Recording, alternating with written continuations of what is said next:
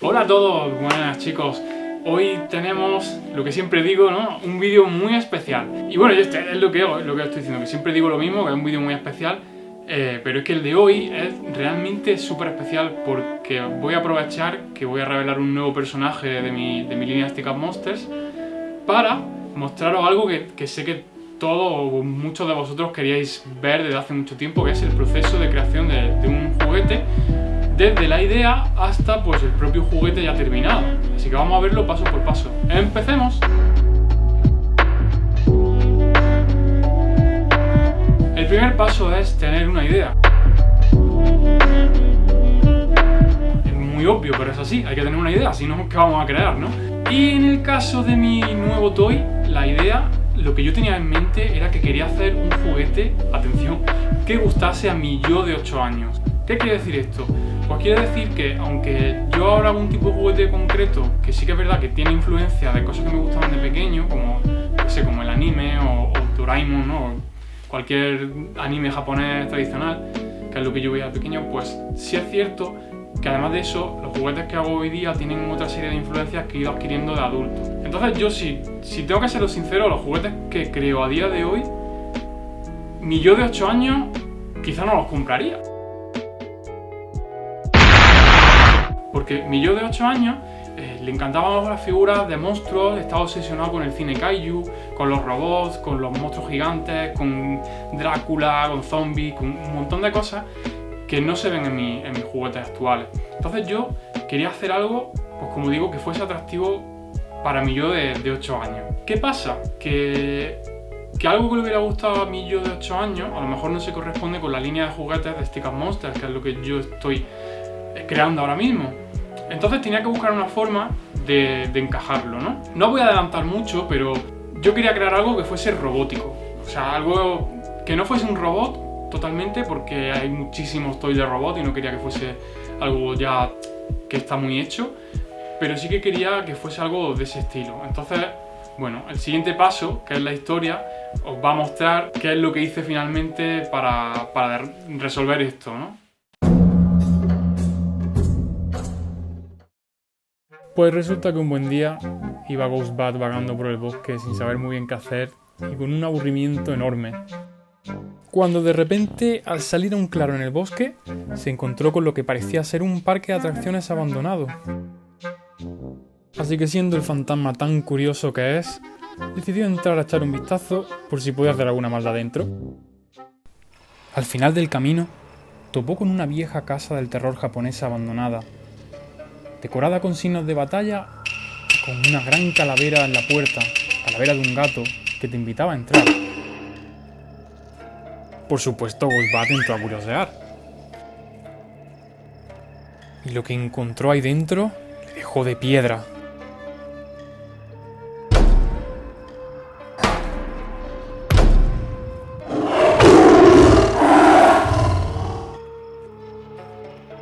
Delante de él, abandonado y destrozado, aunque aún amenazante, se encontraba el animatronic de lo que parecía ser la representación que los humanos habían hecho del yokai Wananeko.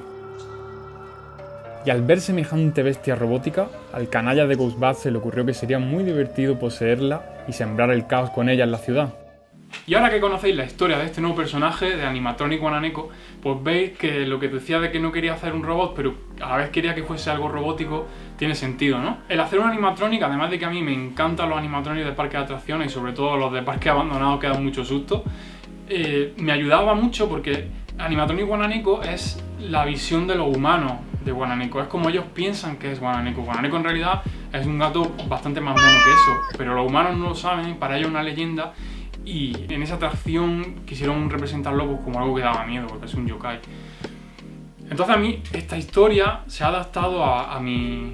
O sea, me ha permitido crear un personaje en un estilo distinto, pero a la vez integrarlo en el mundo de Stick Up Monsters, porque está permitido. O sea, no es realmente un personaje de Stick Up Monsters, sino es una representación de uno de los personajes hecha por los humanos. Y bueno, como decía, por la influencia, aparte de los animatronics y del mundo de la robótica, pues es también el cine kaiju, porque al final, de pequeño, como digo, me encantaban los kaiju y esta figura representa un personaje gigante poseído por el Ghostbat, por el fantasma, que no busca otra cosa que hacer el mal y cargarse ciudades y asustar gente y liar la parda. Y una vez que tenía listo el diseño, me hacía falta la escultura. Es muy importante la escultura porque sin ella obviamente no hay juguete. Un juguete es un objeto 3D y necesita partir de un prototipo, de una escultura. ¿Qué pasa? Que este proyecto lo tenía yo en mente hacía mucho tiempo, pero no se habían dado las condiciones perfectas, ¿no? para iniciarlo. Faltaba algo, ¿no?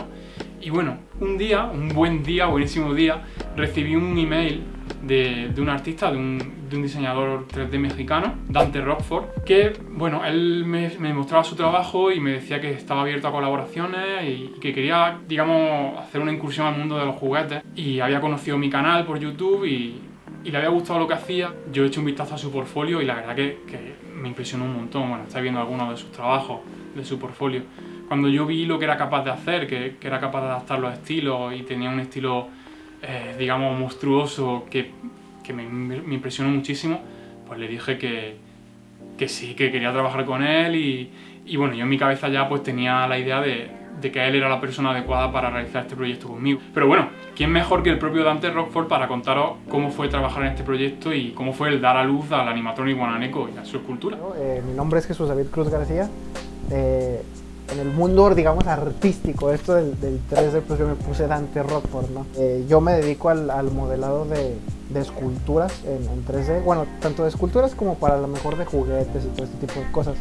A mis inicios en este mundo de ZBrush y del modelado 3D, yo me dedicaba más a modelar personajes para animación o videojuegos, pero conforme pasa el tiempo, yo me voy yendo más para la rama sin darme cuenta hacia las esculturas o las figuras. Me empecé a adentrar un poquito a este mundo del sofubi y de las figurillas, y en eso me apareció un video de Javier en YouTube a un lado y me llamó la atención, pues obviamente la miniatura que tenía, ¿no? Y ya fue cuando le piqué a ese video y comencé a ver el video de Javier. Me quedé pensando, bueno, últimamente las figuras que yo hago y todo esto me dicen que parecen juguetes o figuras. ¿Por qué no intentar hacer algo así, no? Y es cuando recuerdo que había visto a Javier en los videos y todo eso, y en su Instagram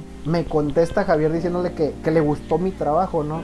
Entonces ya fue cuando ahí yo y Javier comenzamos a trabajar con la figura de el animatronic de Guananeco. Cuando inicié en el mundo del modelado, yo me enfoqué más hacia este tipo de personajes, como que un poquito más detallados y todo esto.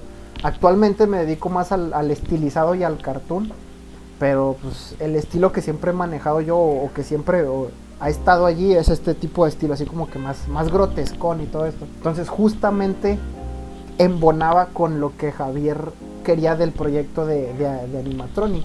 Él me empezó a contar de que, oye, es que quiero hacer una versión como muy monstruosa de mi personaje Guananeco y esto y el otro. Vamos a sacar una figura en la que soy parte de, o sea, que modelé al personaje y todo esto. Conforme avanza el tiempo,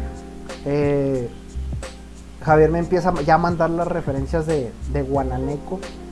Y pues sí fue al principio sí me quedé con cara de que ¿cómo voy a hacer esto? ¿No? O sea, la mayoría de los personajes que he hecho son creaciones mías, o sea, que vienen de mi imaginación y ya.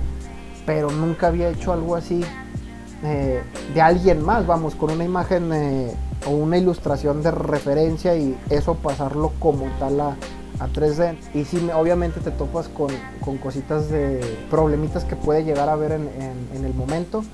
Por ejemplo, una de las cosas con la que más batallé fue acerca en el cuello, cómo hacer que el cuello pudiera girar. Las pequeñas articulaciones que llegan a tener los brazos, las piernas, la cola que tiene. Eso sí fue al principio un pequeño batallar, ya que pues sí estaba pensando en que, ¿cómo voy a hacer esto, no? ¿Cómo voy a lograr que a lo mejor el brazo está un poco inclinado y esto y que pueda hacer su rotación como debe? Pero no, conforme va avanzando y voy avanzando con el modelado, yo le empiezo a mandar las capturas y él comienza a checarlas y me dice, ¿sabes qué? Esto quedó bien, esto se queda. a lo mejor hay que cambiarle ciertas cositas aquí, ciertas cositas allá. Y ese fue el método de trabajo que comenzamos a llevar, ¿no? Javier también me empezó a contar un poquito de, oye, mira, los toys de este tipo se fabrican un poquito así, allá, y me empezó a explicar muchas cosas que hasta el día de hoy pues, me han servido mucho. Y una vez que tenemos el modelado 3D tan genial como lo consiguió Dante Rockford, pues ¿qué toca? Toca imprimirlo en 3D, porque cuando trabajamos con un archivo 3D, pues, el paso lógico para sacar el prototipo es usar la impresión 3D. Entonces estos archivos se los manda a la fábrica. En mi caso yo se los mando a la fábrica, pero bueno, también puedes imprimirlos tú mismo en tu lugar de confianza con tu propia impresora 3D y mandarlo a la fábrica el prototipo ya impreso. Pero como digo, en mi caso fue la fábrica quien lo imprimió. Y ellos me mandaron fotos de cómo quedó la impresión 3D, que son las que estáis viendo ahora mismo. Una vez que el prototipo se ha impreso y está preparado, porque bueno, sabéis que aparecen con marcas de impresión, bueno, depende de la calidad de la impresora 3D, pero casi siempre quedan algunas marcas con la impresión.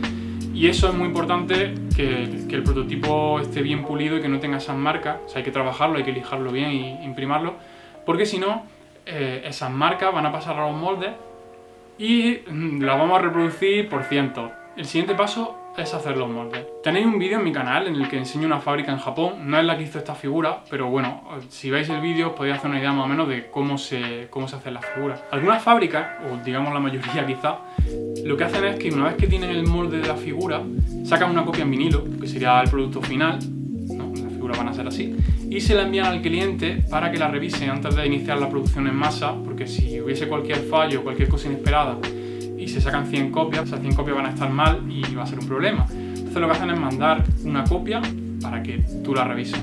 Y en mi caso, yo un buen día recibí esto tan precioso en el correo. Esta es la pieza que me mandaron ellos para que yo le diera el visto bueno. Es una bestia gloriosa, es increíble. La verdad que quería haber grabado mi propia reacción cuando abrí la caja, pero al final lo dejé. Y bueno, podéis imaginar la de palabrotas que solté, ¿no? Fue bastante emotivo, fue muy guay, porque fue, lo que os digo, un proyecto para el yo de 8 años, que sigue aquí dentro, que no se niega a irse de mi cuerpo, y bueno, estaba súper feliz ese día. Tengo que reconocer que esa noche puse la figura en la mesita y dormí con ella al lado.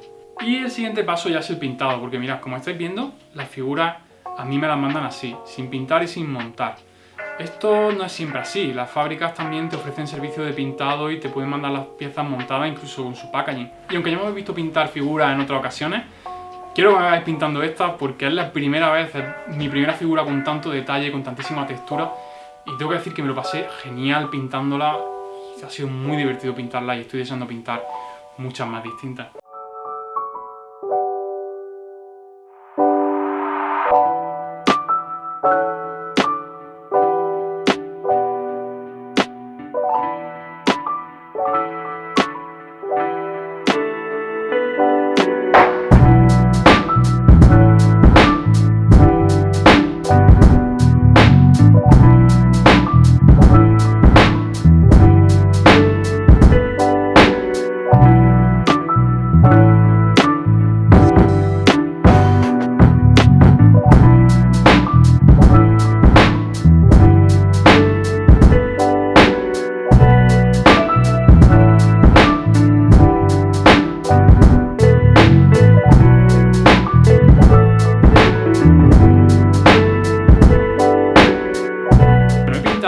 Aparte del color original, he pintado también una edición exclusiva para DesignerCon, a la que iré esta semana que entra, ¿no? A partir del día 22 o 24. Y también he pintado algunas piezas únicas, porque la verdad es que me apetecía muchísimo.